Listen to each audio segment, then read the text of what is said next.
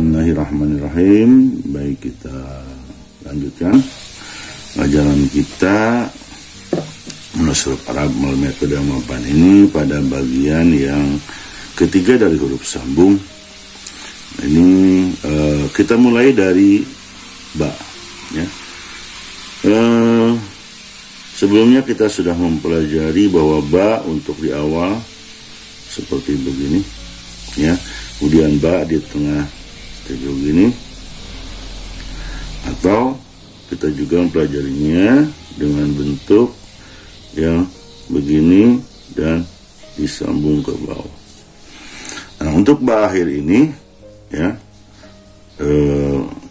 dan hanya berlaku untuk ba, ta, sa, tidak berlaku untuk nun dan tidak berlaku juga untuk ya. Ya, ini hanya untuk ba, ta, sa. Bentuknya kalau di awal dipotong bagian atau diambil bagian depannya, kalau di tengah diambil bagian tengahnya, kalau di akhir itu diambil bagian dari depan sini sampai akhirnya, ya. Sekarang bentuknya menjadi begini. Nah, ini, ya. Jika kalau kita sambung misalkan ba awal dengan ba akhir, misalkan bab, ya. Kemudian kita sambung dengan ba 3 buah ba misalkan, ya, cara pembuatan bahannya ba, bi, bu. Jadi cukup hanya membuat garis bagian bawah dan garis lengkung tanpa garis awalnya. Yang kedua adalah huruf akhir jim, ro, sin, sod, to, mim, nun, dan waw. Saya kira ini sudah kita tulis berulang-ulang bahwa huruf-huruf ini nyaris tidak mengalami perubahan bentuk tatkala dia ada di posisi akhir. Untuk itu kita tinggalkan saja, tidak perlu kita ulang lagi. Huruf yang ketiga adalah ain, ya. Saya ulangi lagi dari ain awal seperti ini, kita sudah mempelajarinya. Kemudian ain tengah ke sini, ya, ke atas, kalau ke depan, kemudian ke belakang dan menggunakan lubang. Nah, ain yang tengah ini, ya, tatkala di posisi akhir bisa digunakan lagi, sehingga kita tarik ke atas, kemudian ke depan, ya, ke sini, ya, kita langsung membuat lengkungan, ya. Misalkan dari ba, ya, ba, ain, ya, ini bi misalkan, atau mungkin dari jim kita sudah pelajari, ya. Kemudian sini misalkan jo, dan lain sebagainya. Yang selanjutnya fa dan qaf. Yang kita ketahui bahwa baik fa maupun qaf di awal dan juga di tengah, ya, bentuknya sama. Nah, sekarang tatkala kedua huruf ini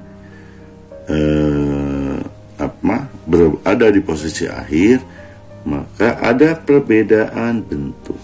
Perhatikan, ini untuk fa, dia tetap di atas garis, kepalanya menggunakan kepala tengah dengan menggunakan badan bagian bentuk banyak. Sementara qaf, ya, dia kembali ke posisi awal atau bentuk dasarnya, jadi ke bawah garis. Makanya kenapa selalu menggunakan garis ini untuk pemula, supaya kelihatan mana yang di atas garis, mana yang di bawah garis, atau mana yang turun ke bagian bawah, mana yang tetap sejajar dengan huruf yang lainnya. Jadi untuk fa akhir ini, misalkan kita mulai dari ba, tarik ke atas lagi, tarik ke belakang, langsung membuat badan fa.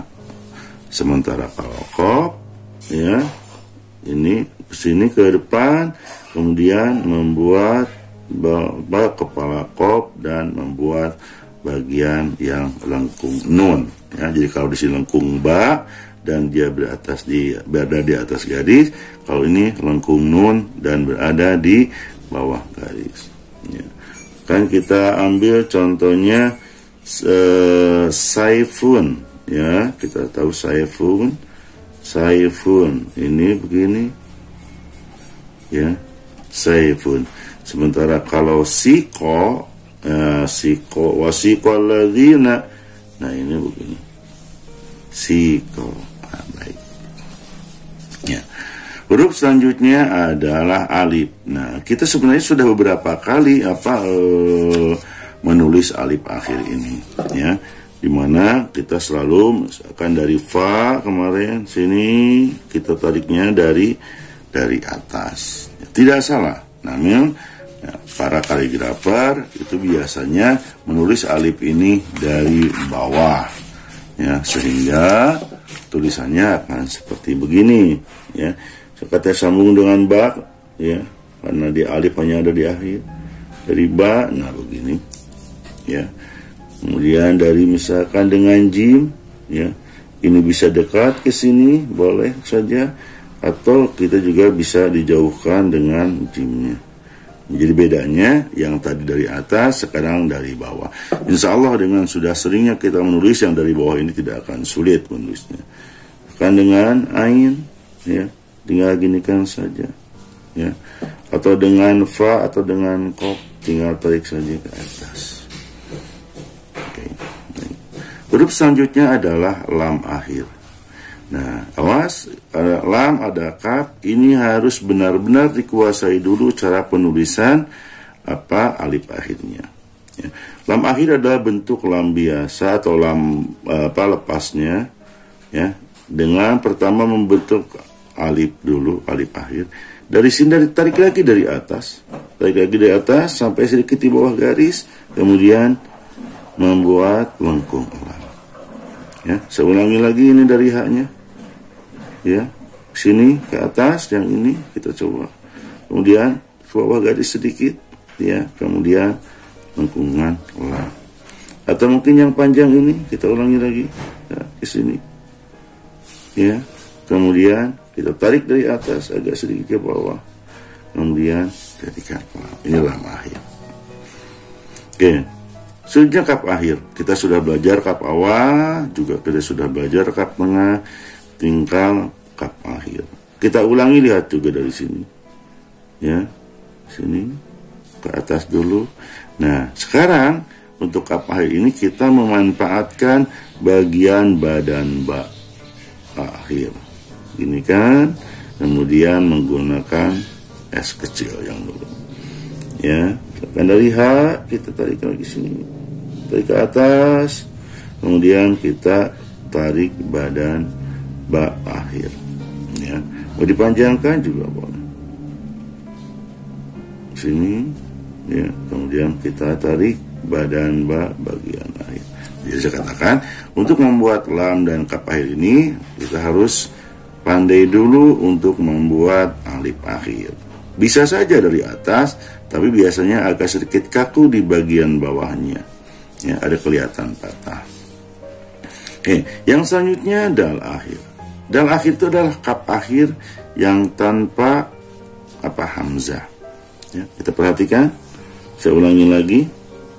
Di sini naik, kemudian di sini bagian. Nah, ini adalah sudah dal. Karena tidak seimbang dengan huruf yang atas, maka kita pendekkan sedikit sekarang, diseimbangkan dengan yang lainnya. Nah, ini udah dal akhir, ya. Sekarang dengan H, ya, lihat di sini sampai di atas, di sini setengahnya saja, di sini juga panjang, di sini disesuaikan, dipendek saja. Ya.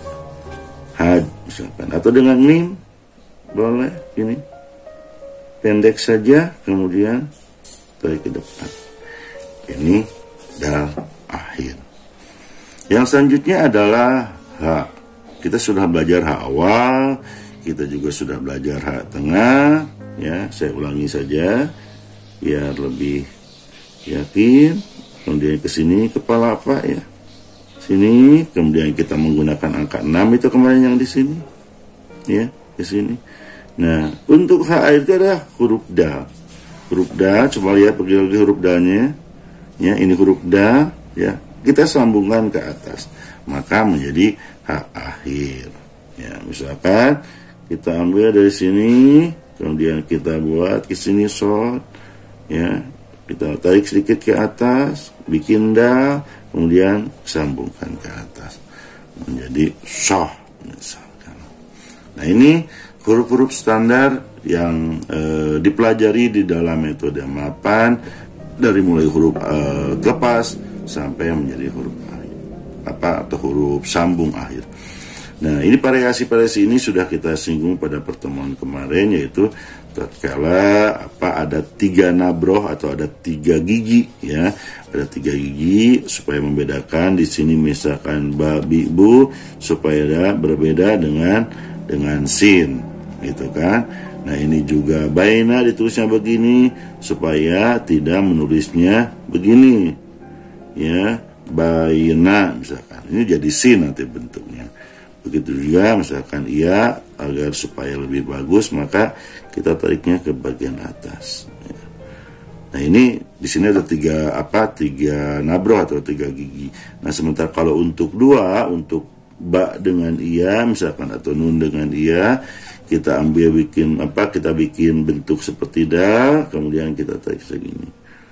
Ya, bi misalkan. Dengan fa juga begitu.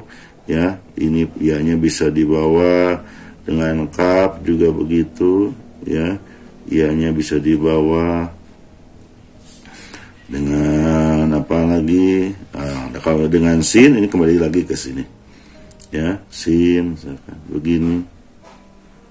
Nah, ini dengan short juga bisa begitu, awas ini. Nah, jadi kalau dengan short ya tidak usah pakai gigi lah gitu. Nah, ini saja kira apa yang kita pelajari dengan melalui metode mapan. Mudah-mudahan bermanfaat dan kita bisa mempraktikannya.